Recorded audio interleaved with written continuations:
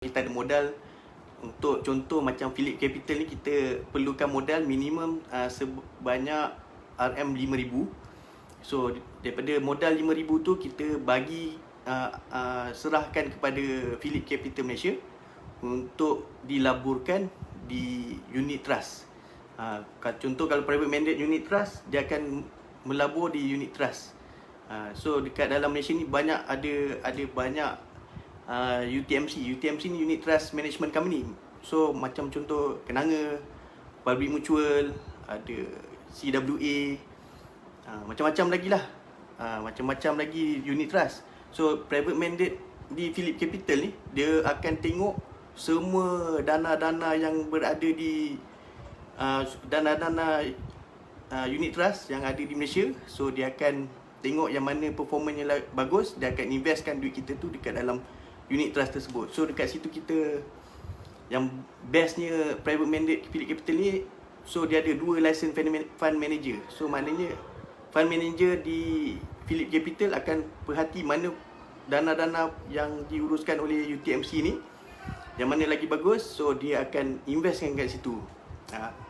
So maknanya dia punya risikonya agak kurang, so volatility pun agak kurang. So kat situ kita akan tengok dia punya pergerakan harga tu, insya-Allah dia akan, but kita yakin yang private mandate yang di Phillip Capital License Fund Manager ni, dia akan cuba yang terbaik untuk dapatkan keuntungan. Tapi setiap pelaburan tu mesti ada risiko jugalah. Tak semestinya dia akan naik. Dia akan turun, mesti akan turun, ada turun. Tapi dalam pada masa yang sama, dia mesti akan cuba yang terbaik lah untuk melaburkan duit kita tu. Tapi macam saya kata, setiap pelaburan tak boleh dijanjikan keuntungan. Itu adalah bukan scammer. Kalau scammer, dia akan menjanjikan sentiasa untung. Itu bahaya. Okey, jelas ya di sini. Okey. Terima kasih yang menonton saya pada malam ni. Okey, yang baru-baru menonton, saya ucapkan terima kasih. Selamat malam. So saya pun first time ni lah juga ni. Saya pun tak ada apa idea sangat sebenarnya. Saya cuba tengok try and error dulu, sebab saya pun tak pernah juga live ni. Okey, so ada siapa? Hai Wani. Okey, Wani, terima kasih join saya pada malam ni. Janganlah penuh bergaya. Tak ada, saya hari ni tak ada apa-apa, tak pakai kemas-kemas pun. Ini nak tidur lah sebenarnya.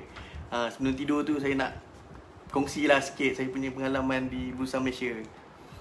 Okey, Muhammad Zakwan Abu Bakar, kalau kita letak 5K, berapa persen kalau dia loss or profit? Ini adalah soalan yang jawapannya subjektif. Kita tak boleh target berapa persen loss ataupun berapa persen profit, sebab dia bukan macam ASB. Kalau macam ASB pun sebenarnya tak tentu kan dia punya loss profit ke pada setiap tahun tu. Kadang ada 5% tahun tu, ada 3% tahun tu, sebab dia tak boleh nak menjanjikan berapa persen yang konsisten. So insya-Allah benda tu. Terima kasih Cik Wani, Puan Wani. Okey, terima kasih kerana share. Okey. So Cik Zakwan je. Okey. So dari segi profit tu kita tak boleh nak benda tu adalah satu benda yang subjektif. Kita tak boleh nak cerita okey, tahun ni kita akan dapat 5%. Kita tak boleh cerita macam tu. Sebab kita tengok, dia ada performance. Kita kena tengok performance sebenarnya. Performance, kalau macam tahun tu performanya, ekonominya bagus, insya-Allah dia akan naik. Kalau performance ekonominya tak bagus, macam ada Covid macam tahun 2020, nampak gementar. Alamak, saya first time ni sebenarnya Puan Noriana. Tak adalah kira gementar tu biasa. Tadi nak cari butang mic pun tak tahu, nak tekan butang live pun tak tahu. Itu pun saya tanya Cik Irene kita, macam mana, sebab saya tak pernah live sebenarnya. Sebab saya selama ni jaga akaun. Bila jaga akaun, kita tak pernah bahagian marketing. Ini saya baru first time nak menjerumuskan diri ke dalam marketing. Salam Mohasha. Okey, salam Tuan. Selamat malam. Tak gementar pun okey je ni. Adalah, saya agak nervous jugalah, sebab selama ni jaga akaun, kita tak ada buat live semua kan. Kita cuma tengok nombor je. Sekarang ni kita pada marketing, rasa agak susah juga sebenarnya nak bercakap dengan live dalam Facebook ni sebenarnya. Itu dalam live belum lagi dia atas pentas. Kalau dalam pentas saya rasa saya campak mic tu. Jaga akaun pun hebat dalam investment. Oh, okey. Terima kasih Cik Ali Fahmi. Okey, sebenarnya investment ni, pelaburan ni, kita pegang pada kita punya apa orang kata, tujuan dan apa yang kita nakkan dalam pelaburan tu. Kalau macam contoh private mandate, kita kan nakkan keuntungan dan menggandakan duit kita pada tahun-tahun akan datang, tahun depan, 10 tahun, 5 tahun akan datang. Kita nak gandakan duit kita tu, itu adalah satu orang kata satu tujuan lah, satu orang kata kita punya visi kita, misi kita untuk menggandakan duit. So kat situ basic lah orang kata kalau untuk private mandate ni. Sebab kita private mandate ni khas untuk orang yang tak ada masa, yang malas nak buat kajian saham. Buat kajian saham kalau kita buat sendiri tu agak susah jugalah. Memang kalau saya sendiri buat pelaburan di bursa pun ada banyak teknik itulah, teknik ni lah, tapi belum tentu benda tu menjaminkan keuntungan. Tapi kalau ada minat untuk pelaburan, boleh buat sendiri, buka CDS, boleh hadir ke kelas. Kita pun ada kelas kita dekat Saham Mastery. Kita boleh bagi tunjuk ajar apa semua tu, macam mana nak ambil feel apa semua tu, semua kita boleh ajar. Tapi saya bukan dalam Saham Mastery lah, saya di Invest For Me. Sebab Saham Mastery ni agak advance jugalah dia punya kelas tu. Saya pun kadang tak tahu juga. Saya guna satu teknik saya je lah. Alhamdulillah kalau saya dah jumpa satu teknik saya untung kat situ je lah. Saya tak pakai teknik-teknik lain lah. Tu pengalaman saya lah. Boleh Cik Ali Fahmi, boleh follow, tak ada masalah. Follow, tapi follow tak boleh follow counter saya lah. Nanti saya bagi counter, jadi masalah. Kalau nak follow dalam private mandate, Alhamdulillah boleh PM saya, tak ada masalah. Ataupun boleh PM Cik Irene, boleh bagi, nanti Cik Irene akan bagi link semua. Nanti kita boleh berhubung lah untuk private mandate. Private mandate tak ada masalah, boleh follow. Kalau untuk saham di Bursa Malaysia, saya tak galakkan follow. Nanti bila follow nanti, apa maksud private mandate? Private mandate ni adalah mandate yang kita bagikan kuasa tu mandate. Kita ada modal, kita bagi kuasa pada license fund manager untuk membuat pelaburan bagi pihak kita. Itu adalah private mandate. So mesti yang menguruskan pelaburan tu adalah orang yang berlesen lah. Seperti macam saya di Phillip Capital Malaysia, InsyaAllah benda tu memang berlesen dan regulated by Suruhanjaya Security Malaysia, dan kita tak ada was-was lah dekat situ. Ya betul Encik Hafiz Salim, multiple sources of income. So kat situ kita boleh pelbagaikan kita punya income daripada sudut pelaburan kita. Kita boleh masukkan ke unit trust, kita boleh masukkan ke private mandate, kita boleh buat emas, kita boleh buat hartanah. Itu kalau semua private mandate macam invest public mutual. Okay, private mandate ni dia invest macam di public mutual, tapi berbeza dengan Phillip Capital Malaysia ni. Dia akan buat macam helicopter view. Dia akan tengok public mutual, dia akan tengok CWA, dia akan tengok Kenanga, dia tengok Eastspring, dia tengok macam-macam dana yang ada dekat Malaysia yang menguruskan unit trust ni. Dia akan pantau semua, dia akan tengok mana performance yang lagi bagus. Dia akan invest lah untuk kita. So dia tak bertumpu pada public mutual saja. Itu yang bestnya dekat PCM ni lah.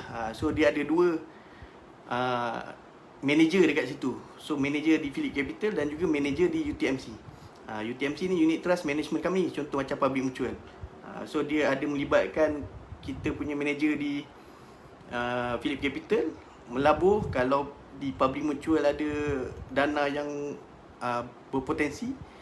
So dia akan melabur di public mutual dengan managed by UTMC tersebut. So dekat situ dia ada dua manager yang menguruskan lah. Maknanya kat situ kita punya PCM akan tengok, pantau sama ada okey tak okey. Kalau okey, Dia akan teruskan, kalau tak okey dia akan keluarkan. So kat situ memang orang kata dari segi risiko tu ada kurang sikit lah. Okey. Private mandate ni lebih luas. Ada beberapa, betul, private mandate ni lebih luas. Memang lebih luas dan banyak. Sebenarnya dia ada unit trust. Lepas tu dia ada private mandate opportunity. Opportunity ni dia akan melaburkan saham-saham di kaunter Bursa Malaysia. Dia direct ke Bursa Malaysia. Kat situ dia license fund manager akan melaburkan duit kita direct terus ke dalam Bursa Malaysia.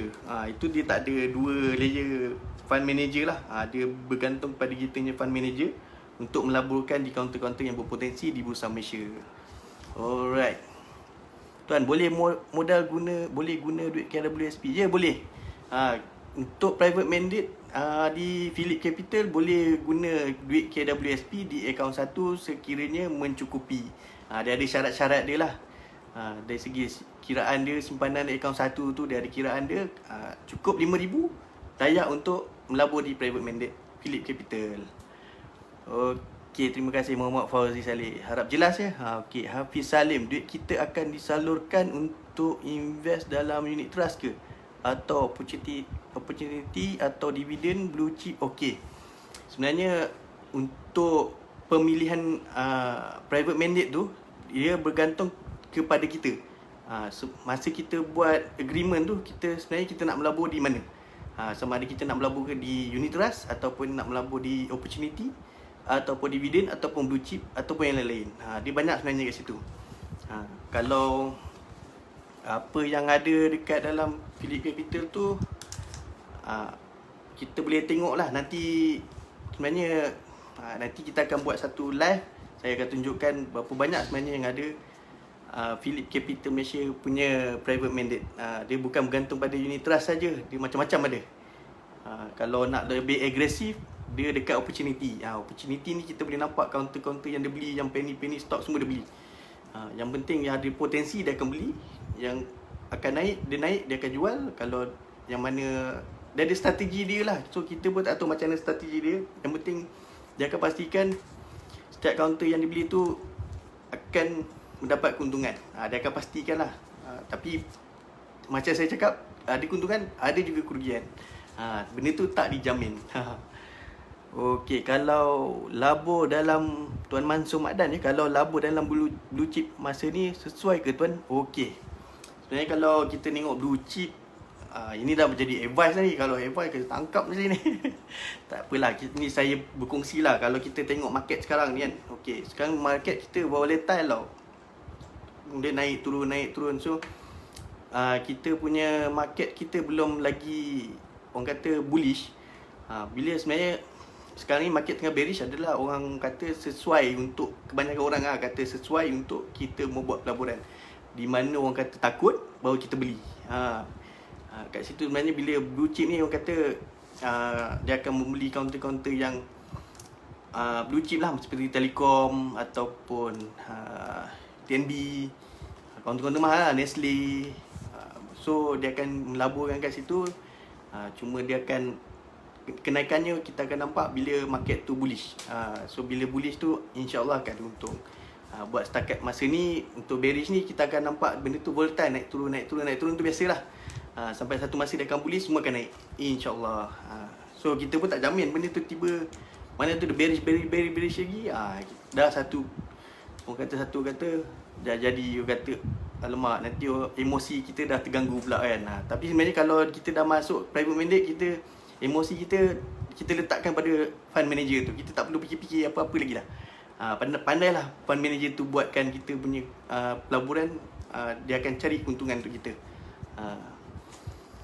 Okey. Terima kasih Cik Is. Cik Izu. Is Adam ni Izu. Okey, terima kasih Izu untuk saksi saya punya live pada malam ni. Okey. So, senang cerita, kita serahkan duit fund manager untuk decide and uruskan duit kita. Betul Cik Hafiz Salim. Itulah senang cerita, kita ada modal, kita serahkan pada fund manager. Pandailah dia decide untuk buatkan keuntungan kita. Yang penting kita fikir setahun, 2 tahun, 3 tahun ada keuntungan, itulah untuk kita sebenarnya. InsyaAllah dia akan, sebenarnya private mandate ni pelaburan untuk jangka masa yang panjang, long term. Kita